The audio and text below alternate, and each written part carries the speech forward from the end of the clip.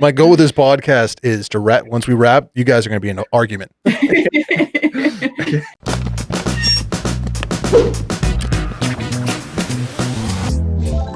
My shoestrings untied, I'm running full speed with scissors in hand. I love pointy things. Let's fall on the floor next to all of our needs.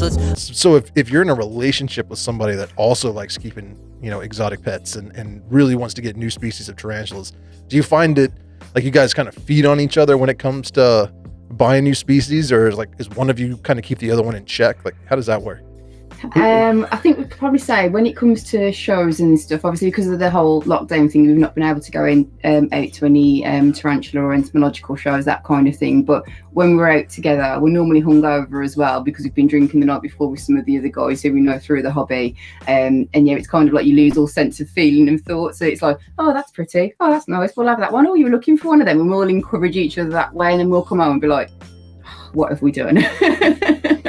I think nowadays you sort of give up a little bit. I think when we first started collecting different species, and again my obsessive behaviour sort of kicked in, it got to a point where Rach did have a few words with me saying, you're starting to get a little bit silly now, like calm it down a little bit. So I used to do the same thing, and I'd just order them, and if I was at work and Rach was working from home or something, she'd just get a parcel and it's my new spiders. And I just didn't ask, I just sort of ordered them, and then you gave up and just accepted it. It happens. I know it's not going to change anything if I piss and moan about it, so just carry on and let him do whatever. But it was quite funny when I didn't know one was coming. I'd be at home, postman would come, he'd be like, oh, another spider for you, because it's got live inverts on the box, and I was like, oh, cheers.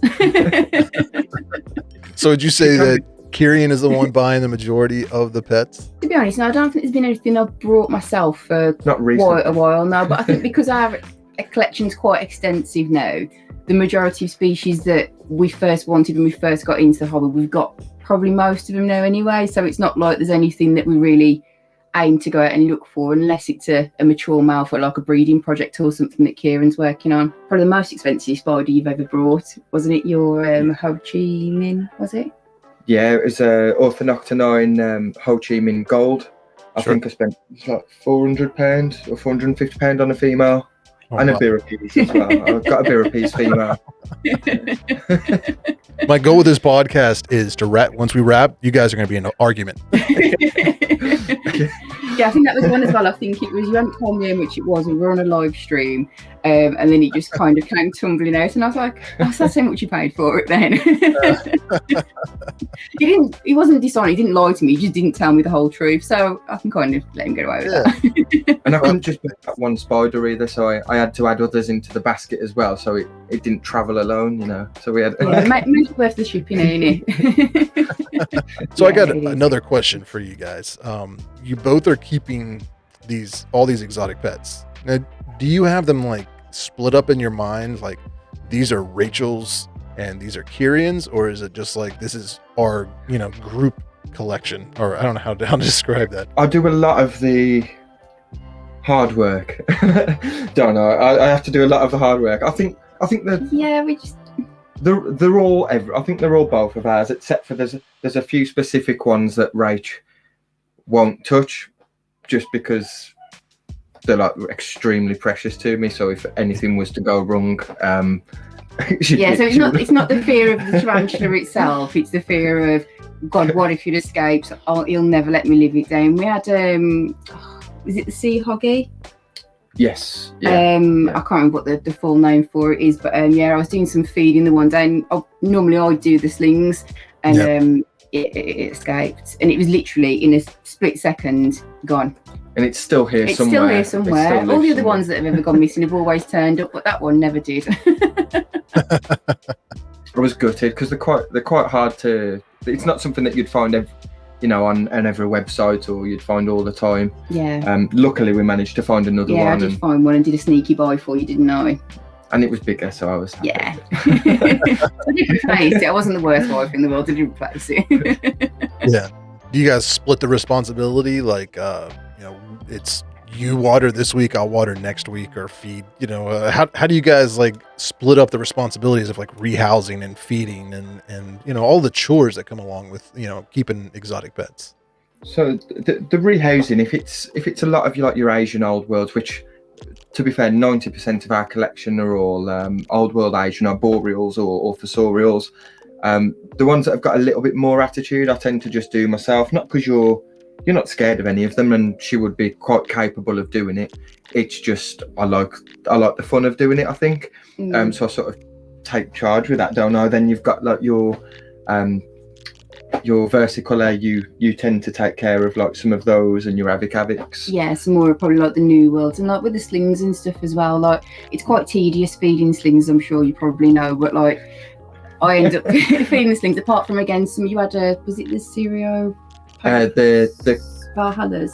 Yeah, so they've not been in the hobby long, and I managed to get 2 Sauropagopus Valhalla from the first ever captive bred egg sac And they're ever. beautiful. And again, they were quite expensive slings, and Rach won't feed those, but she feeds all of the other slings. We've got probably about 40 or 50 slings, maybe more. Yeah. So Rach does all of those, and I do everything else. Yeah, I've just got the fear of literally if I take the lid off one of the days and it bolts out and disappears, I'll be in the bad books. So I'm like, no, you can sort them, because then if it does escape, it's on your head, not mine. There you go. Putting all the blame on you. Yeah. Although since I haven't been working because of the studio being closed at the moment, so Sure. at the moment I'm not working, which gives me a lot more time for like my breeding and stuff like that. And Rach is working from home, so I have been feeding the slings for like the last couple of times that we've done the feeding. I actually had an escapee myself. It run up my arm and just run off. It was the Sauropagopus, The Sumatran tiger. Yeah. And I couldn't find it for the life of me. I had everything everywhere. I couldn't find it. And Rach come in to turn all of the lights and the heating on and everything the day after, and she managed to find it and catch it for me, thankfully. So she saved the day. It was literally, I just came in and like turned the plug on the floor, and literally it was where like the carpet joins the wall, and I just thought, what is that? And I was like, there it is, and it was literally like a couple of centimetres, tiny little thing. Yeah. And I was like, what if I try and catch it now and it just bolts on me? I was like, I won't say anything, because then I've not technically lost it because it was already lost. But yeah, I managed to get it in a catch up and then get it back in its little arboreal vial enclosure type thing. So yeah, that was a good one to say. But we've had a few. Okay. What are some areas of like contention or conflict between the two of you when it comes to like keeping exotic pets? Like, do you get frustrated with the expense or the time, or I mean, where do you guys bash heads when it comes to this kind of thing? I'll let Rach take this one because I'll stay out of trouble. I don't know really. I mean, yeah, I suppose like when it comes down to like the cost of it, I suppose if it's something that we really want in the collection, we'd just forego something else to kind of cover that. Do you know what I mean? Yeah. I think the only thing that we probably would butt heads about is just the kind of split of who's turning it. Is it to do whatever? Like when we're both working, it's kind of like some days it's like, oh, do you want to go and feed the slings today? It's like, oh, I can't really bother me at work all day. Do you want to do? Oh, I've been at work all day as well. And it's like that. We have little tiffs, so to speak, but that's probably about it, I think, really. Yeah, no, I think that there was a point where I was being quite silly with some of the orders that I was getting, and that was but you mentioned that a few times, didn't you? And it was like, calm down a little bit, but yeah, but at the end of the day, it's like I said to Kay before, it's your money, spend it whatever you want, it's nothing to do with me. We're quite tolerable, and I think that's why we do so well together, like, as to be honest, as a couple, because we just accept. Neither of us are like stress heads or anything. We're quite just accepting. It's like, oh, whatever, Yeah. just do it, whatever, we don't really stress out about stuff, I suppose, do we, so much? No, and I think it probably sounds a little bit cheesy, but like we've kind of both got elements to our personalities that bring the other one in line almost, whereas I'm probably the more stressy of the two, and Kieran's more laid back, but we've kind of over the years kind of brought it down to the same level almost.